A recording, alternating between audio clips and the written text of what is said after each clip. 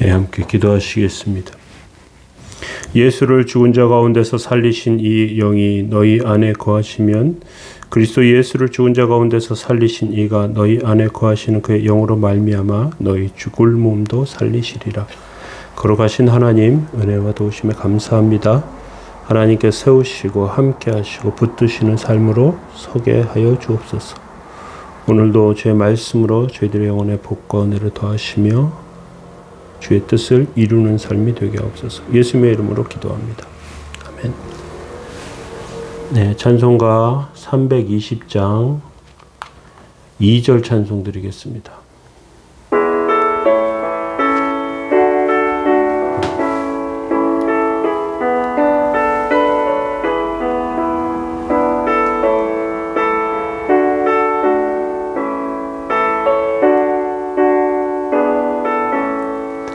내게 부어주시려고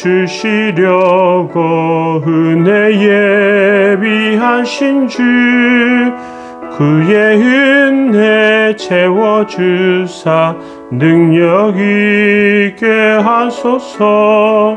나를 이끈 삼으신 주 크신 능력 주시고 언제든지 주 뜻대로 사용하여 주소서. 아멘. 예, 함께 보실 말씀은 시편 111편 4절부터 6절까지 말씀 보시겠습니다. 그의 기적을 사람이 기억하게 하셨으니 여호와는 은혜로우시고 자비로우시도다. 여호와께서 자기를 경외하는 자들에게 양식을 주시며 그의 언약을 영원히 기억하시리로다. 그가 그들에게 문 나라의 기업을 주사 그가 행하시는 일의 능력을 그들에게 알리셨도다. 아멘. 오늘은 하나님의 위대한 기업에 대해서 살펴보기를 원합니다. 하나님께서는 우리를 어려움에 빠지기도 어려움 가운데 환난 가운데 들어가기도 하시지만 망하게 하시지 않고 세우십니다. 그래서 우리를 연단하시며 붙들어 주시는 것이죠. 4절에 보니까 그의 기적을 사람이 기억하게 하셨으니 여호와는 은혜로우시고 자비로우시도다. 하나님께서 그의 기적을 사람에게 기억하게 하셨다. 그렇게 말씀하고 있습니다. 우리에게 하나님께서 베풀어 주시는 그 기적과 역사는 작게도 또는 깨닫지 못하는 가운데 나타나기도 하지만 큰 역사 가운데 큰 환난 가운데 우리를 세우시기도 하십니다. 그러면서 하나님은 은혜로우시고 자비로우신 것을 깨닫게 하시죠. 자비의 하나님, 은혜의 하나님, 자비의 하나님이라는 말 안에는 우리가 연약하다는 것을 보여줍니다. 죄 가운데 있고 부족함 가운데 있어도 우리가 그 부족함을 하나님의 자비하심이 상쇄하여서 그 풀리지 않는 하나님의 그 신비와 그 능력이 우리의 삶을 붙들어 주십니다. 때때로 우리는 그 하나님 앞에 정말로 감당할 수 없는 말씀을 사랑하며 그리고 도우심 가운데 생각하며 서게 되죠. 그러한 백성들을 위대한 하나님의 백성으로 삼으십니다. 가나안 땅으로 하나님께서 인도하시면서 그러면서 이스라엘 백성들을 출애굽시키셨는데 바로 가나안 땅에 들어가게 하시지 않고요. 하루하루를 광야에서 만나로 먹이시면서 40년을 보내게 하십니다. 뜨거운 광야살이는 이스라엘 백성들이 애굽에서 살 때 노예로 살았단 말이죠.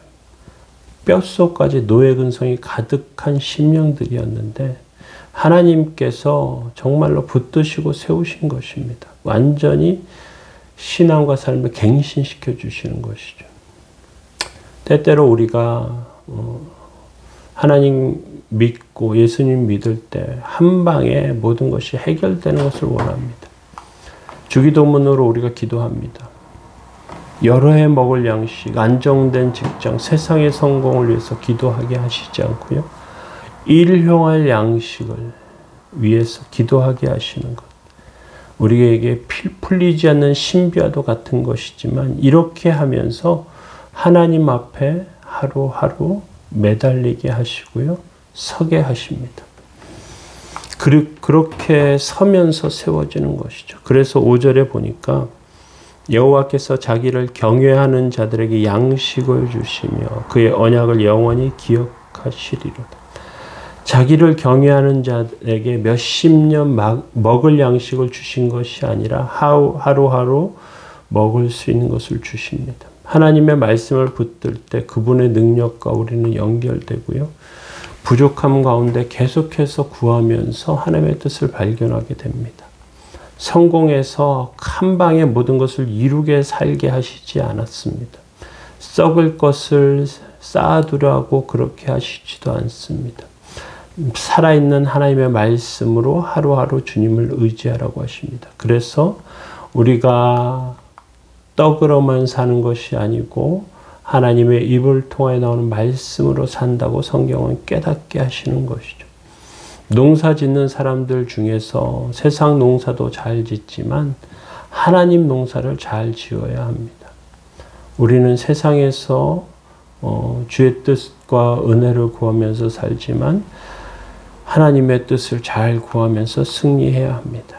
그리고 계속해서 6절에 보니까 그가 그들에게 문 나라의 기업을 주사 그가 행하시는 일의 능력을 그들에게 알리셨다 이렇게 말씀하고 있습니다. 하나님은 세상의 모든 것을 우리에게 기업으로 주십니다. 음악, 학문, 정치와 경제 이런 것도 우리에게 기업으로 주시죠. 그러면 그 가운데 우리가 무엇을 경작해야 하느냐. 당장 오늘 먹을 것, 내일 먹을 것 이것들 고민하는 것이 아니고요. 하나님의 나라를 경작하는 것입니다. 예수님께서 마태복음 13장에 씨 뿌리는 비유에 대해서 말씀하시면서요. 13장 23절에 보니까 좋은 땅에 뿌려졌다는 것은 말씀을 듣고 깨닫는 자니 결실하여 어떤 것은 100배, 어떤 것은 60배, 어떤 것은 30배가 되었다. 그렇게 말씀하십니다. 믿음으로 말씀을 받아들인 자 좋은 밭이 되고요. 100배, 60배, 30배 열매를 맺는다고 하십니다. 하나님 나라의 열매 맺는 것. 단순히 이스라엘 백성이 출애굽해서 가나안 땅에 들어가 가지고 야, 이 땅 차지했어. 경작해서 다 잘 됐어. 이게 아니고요. 하나님의 말씀으로 세계를 경작하기를 원하시는 것이죠. 광야에서는 만나로 살았던 것이 아닙니다. 광야에서 매일 만나를 주셨지만 광야에서 살았던 만나는 하나님입니다. 하나님만 의지하는 삶이에요. 가나안 땅에서는 무엇입니까? 가나안 땅에서도 하나님입니다. 세상에는 재벌이나 유명인들이나 또는 정치인들이나 인기 높은 운동선수들이 있습니다. 그런데 세상만 경작해서는 하나님의 능력을 끌어올 수 없죠. 우리는 하나님의 말씀으로 하나님의 능력을 끌어오는 자들이 됩니다. 그래서 하나님의 기업이 되고요. 하나님의 능력을 소유한 자가 되는 것이죠. 세상의 것을 자꾸 끌어오려고 하면 하나님의 능력을 상실하고요. 세상의 능력을 끌어오려고 하는 것이 아니라 하나님의 은혜를 끌어오려고 하면 하나님의 기업이 됩니다. 그러면 열매의 질과 가치가 달라지는 것입니다. 오늘 저와 여러분들의 삶 가운데 하나님의 기업 안에 세워지는 복되고 귀한 영혼 되기를 예수님의 이름으로 축원합니다. 예수를 죽은 자 가운데서 살리신 이의 영이 너희 안에 거하시면 그리스도 예수를 죽은 자 가운데서 살리신 이가 너희 안에 거하시는 그의 영으로 말미암아 너희 죽을 몸도 살리시리라. 거룩하신 하나님 은총과 은혜 감사합니다. 세상의 열매가 아니라 하나님 나라의 아름다운 기업이 되게 하시며 오늘도 믿음과 은혜로 승리케 하여 주옵소서. 예수님의 이름으로 기도합니다. 아멘. 오늘 저희들의 삶 가운데 세상의 유혹을 이길 수 있는 힘을 달라고 하나님 은혜 가운데 세워질 수 있기를 위해서 하나님의 온전한 기업이 되어 영광 돌릴 수 있도록 그렇게 기도하시면 좋겠습니다.